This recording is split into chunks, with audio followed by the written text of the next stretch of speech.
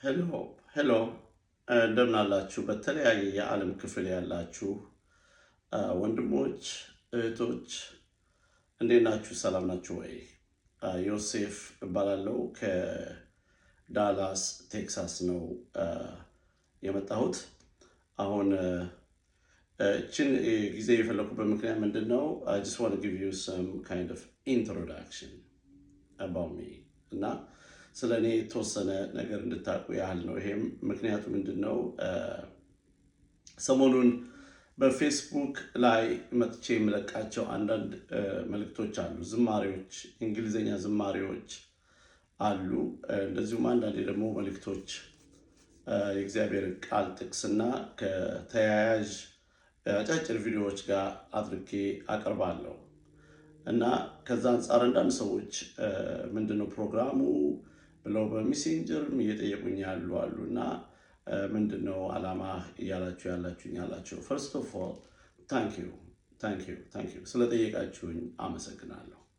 ይሄ ነው አውቆ መከተል፣ አውቆ መስማት እጅግ በጣም አስፈላጊ ነው። በመጀመሪያ ግን ከከበረው ከእግዚአብሔር ቃል አንድ ክፍል አነባለሁ። ምሳሌ 24 ቁጥር 10 ላይ በመከራ ቀን ብትላላ ጉልበት ጥቂት ነው ይላል እና በመከራ ቀን ብትላላ ይላል። በመከራ ቀን ብትደክም ማለቱ ነው።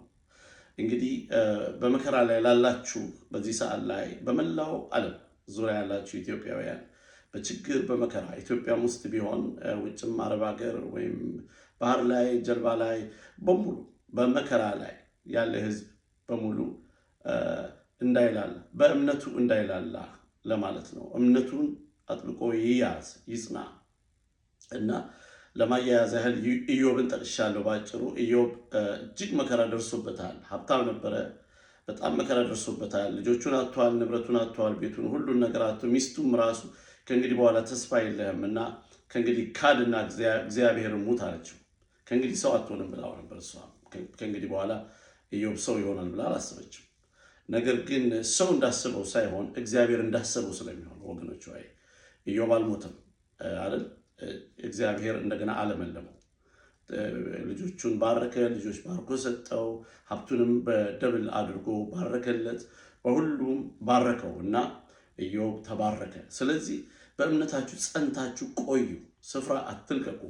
እግዚአብሔር የእናንተን ጊዜ የእናንተን ዘመን መልሶ ሊያመጣላችሁ ነው። ስትጸኑና ስትጠብቁ ነው ያኛውን ማዶ ያለውን ነገር የምታገኙት። ስለዚህ ጽኑ በእምነታችሁ። ይችን ብዬ ከዛ ስለ ራሴ በአጭሩ አስተዋውቃለሁ። እኔ ዮሴፍ አብርሃም እባላለሁ። የተወለድኩት አዲስ አበባ ነው። ያደግኩት ክፍለ ሀገር ነው፣ ባሌ ክፍለ ሀገር ነው ያደግኩት፣ ጎባ። እንደዚሁም ደግሞ ጊንር ሄጃለሁ። ጊንርም ጥቂት ጊዜ ተቀምጫለሁ እና እግዚአብሔርን በሁሉ በረዳኝ ሁሉ አመሰግነዋለሁ። ጌታን የማውቀው ጌታን ያገኘሁት ከ30 ዓመት በፊት ነው። ህብረት አምባ ቃለ ሕይወት ቤተክርስቲያን ነው። እዛ ናዝሬት ስኩል ፊት ለፊት ያለ ቤተክርስቲያን ማለት ነው። እና አሜሪካ ከመጣሁም የተለያዩ ቸርቾች እያገለገልኩ ነው ያለሁት። በኮሎራዶ ስቴት እዛም አገለግል ነበር። በግልም እግዚአብሔር ደግሞ በሚሰጠኝ ራእይ ሁሉ አገለግል ነበረ። ወደ ቴክሳስ ከመጣሁ በኋላም እንደዚሁ በግሌም አገለግላለሁ። እርግጥ በቤተክርስቲያንም እሄዳለሁ። ቤተክርስቲያን ዳላስ ከተማ የሚገኘው አንድ ትልቅ ቤተክርስቲያን የኢትዮጵያውያን ቤተክርስቲያን ባፕቲስት ቸርች ነው የምካፈለው። እዛ ቤተክርስቲያን አባል ነኝ። በተረፈ በግሌ ደግሞ ብዙዎቹን በጸሎትና በተለያዩ አገልግሎት እደርሳቸዋለሁ፣ አገለግላቸዋለሁ እግዚአብሔር በሰጠኝ ራእይ ሁሉ። በተረፈ ስለ ማንነቴ ለማወቅ ያህል ባለትዳርና የሶስት ልጆች አባት ነኝ። ኮሌጅ ተማሪዎች ልጆች አሉኝ።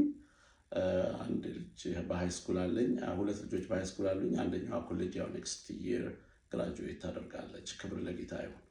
በተረፈ በጣም ደህና ነኝ። ባለቤቴ ስሟ ፍሬህይወት አበራ ነው እና እግዚአብሔር በትዳርም ባርኮኛል። እግዚአብሔር ይመስገን።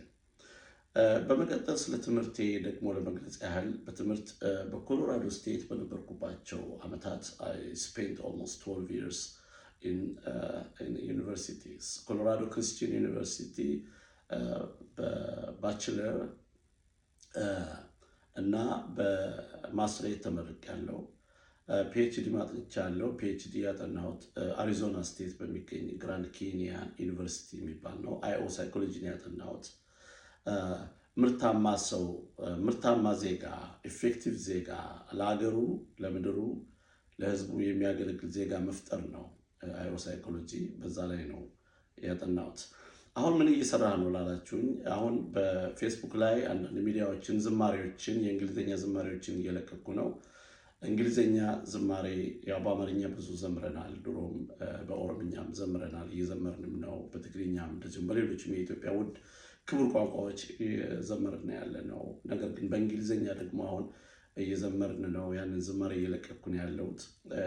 ዋናው ሚዲያው ላይ የማገኘው ቴክኖሎጂው በእንግሊዝኛ ስለሆነ በዛ መሰረት ነው እየሰራው ያለሁት እንጂ ወደፊት በሌሎችም ቋንቋዎች ለመስራት እግዚአብሔር እንደረዳኝ መጠን እሞክራለሁ። እና በተረፈ ይሄን ይመስላል። ተከታተሉ፣ ሚዲያዎችን ተከታተሉ፣ ዝማሬዎችን ተከታተሉ፣ ልመዷቸው። ልጆቻችሁም ጋድ ብለስ ኢትዮጵያ፣ ጋድ ብለስ ግሎሪ ቱ ዘ ላምብ፣ ግሎሪ ቱ ጂሰስ ይለማመዱት፣ ይበሉት፣ በየቦታው በእንግሊዝኛ ይበሉት፣ ይዘምሩት።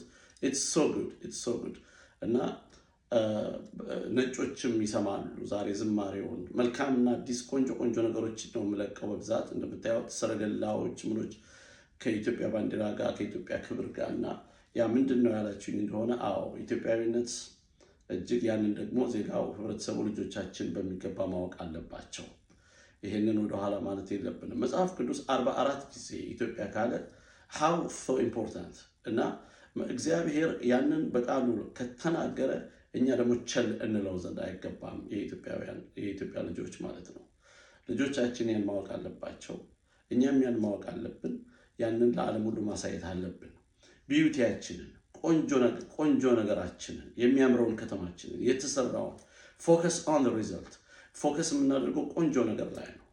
መጥፎ ነገር ላይ ፎከስ አድርገን እሱን ማውጣት አይደለም ያለብን። እሱን ማረም ማስተካከል ነው።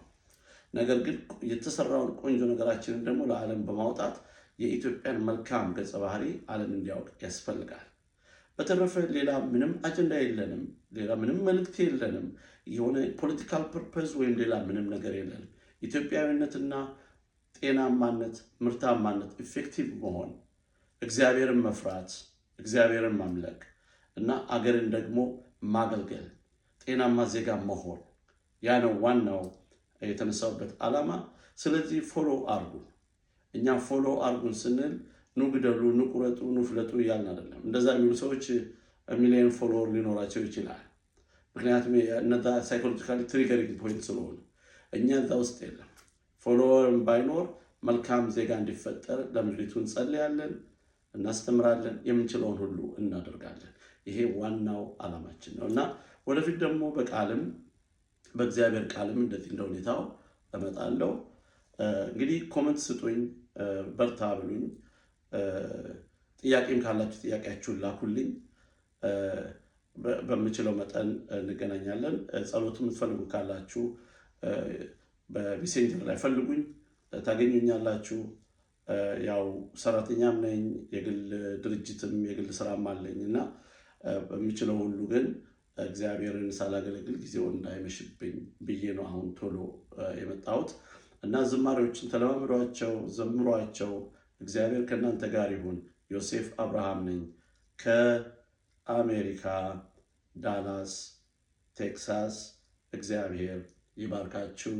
ባባይ